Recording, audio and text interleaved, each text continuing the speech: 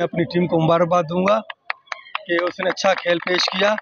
आपको पता है इससे पहले भी इसी ग्राउंड में शफी मामडन से हमारा सेमीफाइनल था, जो हमें एक गोल से हमें शिकस्त हुई थी। आज हमने 3 गोलों से विन किया है और मैं बहुत बहुत मुबारकबाद देता हूँ अपनी टीम को, जिसने बहुत मेहनत की, ख़ास तौर पर सीनियर प्लेयरों की, जो हमने लास्ट में ट्राई किए और सीनियर दोनों प्लेयरों ने अच्छे राउंड का खेल पेश किया और गोल भी स्कोर भी किए। लिहाजा मैं तो पहले तो हमारे लिए खुशामद है कि ये इतना बड़ा टूर्नामेंट चल रहा है ऑल पाकिस्तान, जिसमें हमारी टीम आज़ाद 11 को मौका मिला यहाँ पे। अभी हम इंशाल्लाह हम आगे भी फाइनल की तरफ जाएंगे, इंशाल्लाह सब मैच जीतेंगे। जैसे मैच स्टार्ट हुआ, पहला गोल जो रहमान ने फ्री किक में किया, टीम की जैसे समझो कमर तोड़ दी।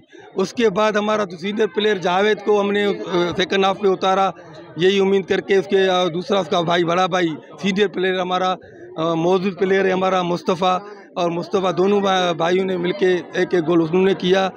लेकिन उस टीम में भी अच्छा खेल पेश किया। देखो ना आप, लिहारी की एक अच्छी टीम है, पाकिस्तान लेवल के प्लेयर्स में खेलते हैं।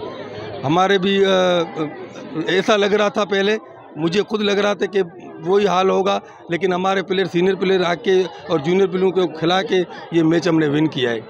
आज़ाद के क्राउड हमेशा साथ होता है जीत में। आप देख रहे थे कितना क्राउड अभी भी मौजूद है मैच ख़त्म होने के बाद भी, और टीम को मुबारकबाद मिल रहे हैं। मैं बहुत खुश हूँ एज ए चेयरमैन, और हमारा vice chairman, secretary, vice chairman हमारे